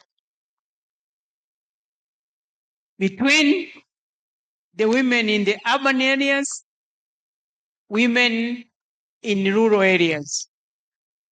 But through leapfrogging, sometimes, we underestimate the women. It is through leapfrogging the women in the very remote areas in our countries. They are already sensitized. At least they have a phone. And that phone actually has empowered these women in terms of financial inclusion. They for mobile money. So we said we have a starting point. In my office, one of the big tasks is to help countries, member states, develop their national action plans. They are all encompassing, they're all inclusive, and our role as the office is to after, of course, they adopted these national action plans. And as I'm speaking, about almost 40 countries have their national action plans. And this helps us to be able to monitor, evaluate, and be able to assess the gaps. But also in monitoring and assessing the gap and training women at all levels to be able even to use the gadget they have to report. Somebody asks about the sexual in the conflict areas, but also non-conflict areas, the rampant sexual violence. So by using even that small phone, we train them to be able to report. But also we train them that they, through these national action plans, then they're able to report whether is it implemented, is it impactful, is it transformative. So we do this in collaboration with the women networks. Actually, as I said, we always underestimate the women. They are well organized. It's only that we don't tap into those networks. We don't take time to listen to them. We always speak for them. So that's my office major role. Is of course the advocacy, building the capacity, but also bridging the gaps. So even for the AU colleagues, I think they know this continental result framework tool, which was very manual. Now it is digitalized. So sitting, I can always be able to access what is happening in Tanzania, what is happening in Zambia. So this is quite of an improvement, but also being able to acknowledge and recognize that in today's world, there's no but to be able to appreciate the importance of technology, but at the same time also take into account that now the violence you are talking about is now through the use of technology, cybersecurity, and all that. So that is where I said we are now focusing more on bridging that digital gap and using the digital tools to enhance this agenda of women, peace and security, and to ensure it is all inclusive. Our colleague from Ireland, hello. Thank you for bringing, of course, to this discussion the women, peace and security, but I want also to use this opportunity to thank Ireland for being a very reliable partner in advancing this important agenda, of course, also based on your experience. We, of course, the women, peace and security agenda was anchored on the 5 pillars. You mentioned, of course, in our advocacy is participation. There are 5 pillars. It is for the men who don't know. The 5 pillars of this agenda is participation, it is prevention, it is protection, it is relief, and recovery. So when we talk of the 3 P's, I always tell my colleagues that it's not either or. You cannot say we have succeeded on, say, political participation or bringing the women against, but then the pillar of protection and prevention. And this is where the major shift is, especially on prevention. For example, you see most of our conflict situations start with the elections, just giving one component of the source of our conflicts.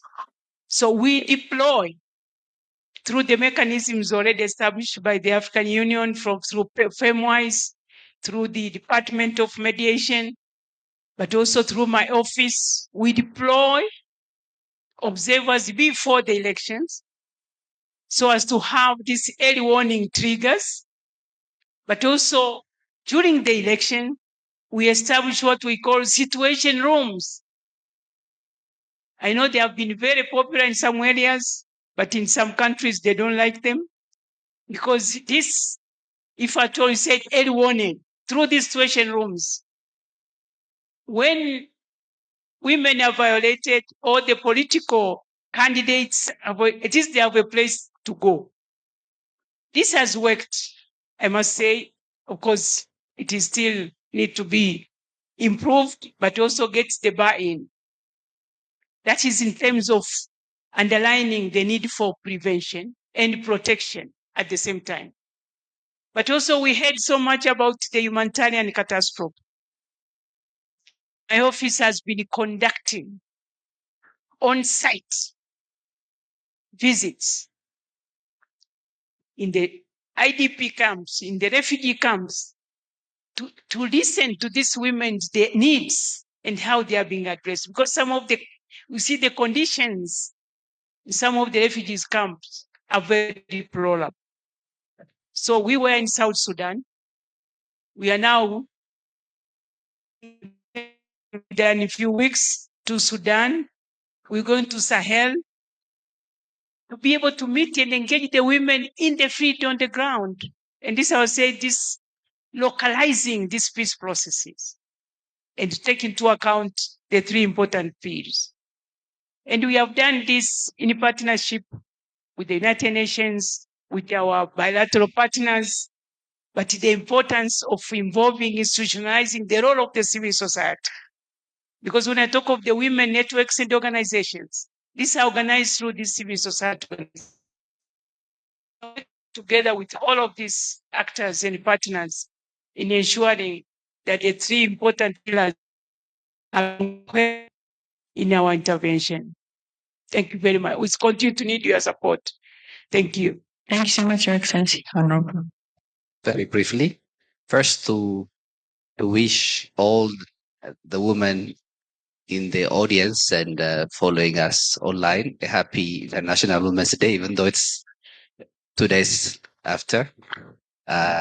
Actually, my second event from here will be an event organized at our embassy to celebrate the International Women's Day. I'll just say a few words on the AGA-APSA link that was raised by a colleague from the Office of High Commissioner for Human Rights. These are important architectures that we have, and I don't even have any comment on in terms of the necessary to have synergy. But we need to go beyond that. The architectures that we have in place are there for us to manage things in terms of categorically, but the real world is not necessarily categorized in such issues, in such terms. Conflicts, the source of conflicts can be economic, can be governance, can be climate change, several things. So we need to have a comprehensive look when we deal with identifying and resolving and making sure that it doesn't recur. So AGA-APSA, no problem, but it has to be even enlarged. And the other aspect that has to do with the reality in our continent is that the mechanisms currently that we have are not heavy in regard to capacitating the states to address the issues, whether you have the judicial and semi-judicial organs that you have in the African Union. We talk about promoting and protecting human rights, but the level of state formation, the level of formation in our government, that also relates to what a colleague from human rights raised. There are states which are functional. There are states which are functional but have problems, and there are states which are also suffering from fragility. So we cannot put the same kind of treatment to each. The states which are incapable currently should be assisted. And of course, the primary responsibility lies within the states. But those states, those mechanisms that we have should put adequate attention in terms of capacitating those states. And along the line, once they reach a situation where they can implement the aspirations and they can be monitored and judged more than they were before. So it's like a family. We have different situations and we don't treat everyone equally. That doesn't derogate from the fundamental principles of equality of human rights. It doesn't derogate from that. States are responsible, but we should also invest on making those states which are facing problems in conflict situations, states that are emerging to be able to implement their commitments. Thank you so much, Ambassador. Salomon, thank you. I think I'll build on what Biniam said as far as the governance and human rights mechanisms of the African Union is concerned. Indeed, you have the African governance architecture, you have the APRM that provide important instruments and tools which, if they are operationalized and pursued in a dynamic way, responsive to the specific needs of the situation that they address themselves, be useful. It's the question of synergy, I think, also needs to be looked at through the comprehensive approach to addressing threats to peace and security. It's not necessarily the case that it requires institutional collapse, basically merging governance into peace and security. I think we have to be careful about that. That is not what is required. Synergy is not from that perspective, right?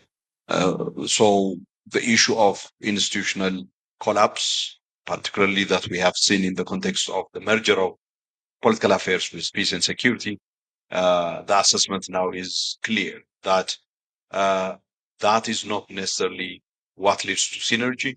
If anything, it has led to overshadowing of governance. I think that's one point.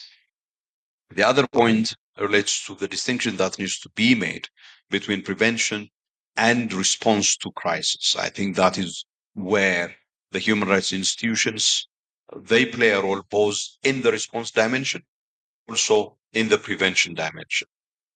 In the prevention dimension, I think much of the challenge has to do with the follow-up to their findings, whether the governance issues that the APRM country reports highlight, how they are followed up and acted upon, and the kind of policy response that are activated at the national level, and the kind of follow-up for that activation that AU institutions do matters a great deal.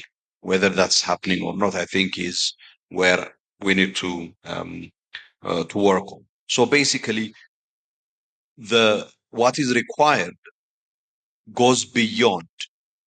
Perhaps what is required most importantly is the kind of political work. That is where a lot of investment needs to be put, because the technical dimension of the work often, one way or another, it identifies where the issues are, and it even proposes what needs to be done. But how to translate that now into a reform plan that would be implemented on the ground, it's a different matter. That is where much of the investment is required and needed. That speaks to the point that Biniam made about the kind of activities that are implemented at the national level, including in addressing fragilities, institutional and governance fragilities that states face. And here I think we need to make a distinction between structural issues. That is where some of the governance interventions come in, but also the development dimension of things that require development intervention. And BEEF goes to the structural dimension of security. Then you have what we call the agency dimension. And that is where much of the intervention from the Peace and Security Council, for example, comes in, trying to actually act on and influence actors, decision makers at the national level, governments, or if it is conflict parties, basically. And that is, the agency dimension of things in order to change. And I think this distinction is extremely important in terms of determining what kind of intervention to what kind of and at what level. I think finally, the final point that I wish to make is on the question of implementation that have been that have been raised. Indeed, that is an issue that has been identified, and here again, the role of creating political commitment, inducing political will is extremely important. Political will, as El Ghazim once says, political will doesn't drop from the sky. All right. Sometimes it has to be nurtured. And that nurturing, the responsibility for that nurturing lies with those who are interested with advancing the implementation of AU norms and policies. I think that is where the question of having technically prudent and diplomatically imaginative way of going about doing business, one's work, matters a great deal from that perspective. I think the question of external actors, indeed, the strengths at the nationally, but also collectively, is extremely important. And indeed, part of the recognition for the proposal to adopt a common foreign policy arises from what is already established in the common defense and security policy of the African Union, which recognizes external actors and external influence as a factor that needs to be managed and addressed. But there is a role and responsibility on the part of African states, and most importantly, on the part of the African Union as body that is interested with the responsibility for addressing those issues that emerge from external actors. The final point that I wish to make is to join Biniam in wishing women and girls, Ambassador Mula, a very happy International Women's Day and Women's Month. And I do hope that we all think of the plight of women and girls in Sudan, South Sudan, Eastern DRC, the Sahel. Thank you very much. Thank you so much, Senator, for your wish and your intervention. Ambassador Fred, are you still with us? Do you have anything to add? Okay, he's no longer with us, but we thank him very much for his time. Desiree? Yes, a lot has been said already, but I think there was one question that was thrown my way. It is about the suggestion of going beyond the military solutions where we are looking for better peace in our continent. And the question was about what could be those non-military solutions, for example. It's true, we know that the military solutions have been very costly for the continent and they have not been effective. If they did, Somalia will be in peace today, Sudan will be in peace today, DRC will be in peace today, whether it is an African-led military solution or UN-led. We have seen that there have not been any effectiveness of those. So there are a long list of things, other things that AU should focus on. I've just mentioned just a few of them. We need to look at the economic justice side of things. One of the issues that actually break the social cohesion is the extreme poverty that we are watching every day in our midst, but we're not doing much basically to equalize the situations. Somebody already mentioned the better management of our mineral resources, and we are basically expecting strong and decisive action from the African Union, like a collective deal, on how Africa can take, the current situation, the new scramble for the continent, and sit down and agree on how do we deal with our mineral resources so that they can, benefit to the continent rather than going negotiating individually and selling the raw material just for cheap. And lastly, diversity. Poor management of diversity in our country has been a source of a lot of conflict. This is an area that we need to look at very closely. I believe one of the participants touched these questions. So those are the few ones that I can put on the table. Thank you, and over. Thank you so much, David. We have now come to the end of our session, and I would like to thank very much our speakers who are here, both in person and online, and please join me in giving them a round of applause. I'm sure you have a lot of questions, but for that, I kindly invite you to join us in our networking lunch. And for the closing remark, I kindly invite Ms. Susan. Thank you.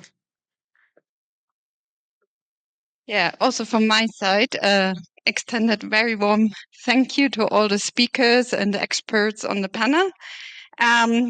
You don't have to be afraid. I will be very brief in German and direct in my closing remarks, but let me a bit summarize the questions.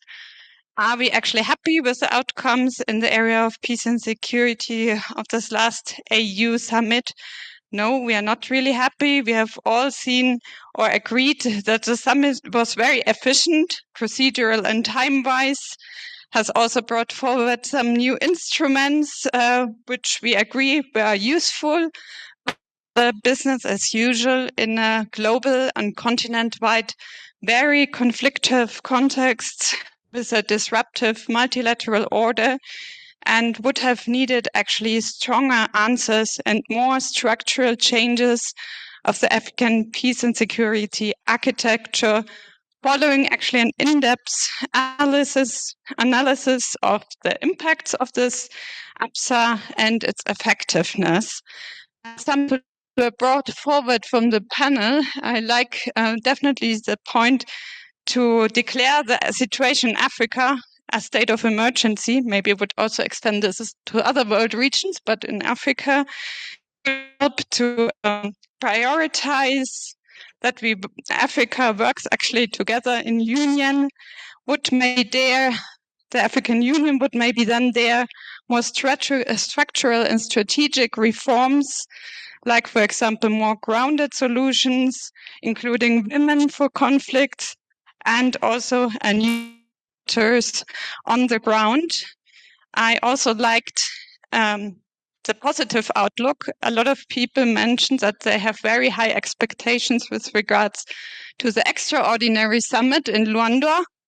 And we all hope that there will be a chance for more in-depth dialogue there and actionable reform after the summit. And for this, I just encourage all of us to nurture political will so that we actually see this in Luanda during the next extraordinary summit. This I conclude, and I leave you to join our lunch and the more informal session. Thank you very much. Yes, with that, we close the session, and I would like to thank our team, Amani, and my teams as well, and Hyatt, Regency, and the interpreters for a wonderful job. Thank you so much. Enjoy your lunch, and our dear participants for being here with us. Thank you so much. Solomon has more and more. One final word. May you please clap for FES. It is incumbent upon me, and it would be remiss on me if I leave this house without acknowledging our partners, Norway, Switzerland, Ireland, and Finland. We thank them for the support that makes our work possible. Have a good day.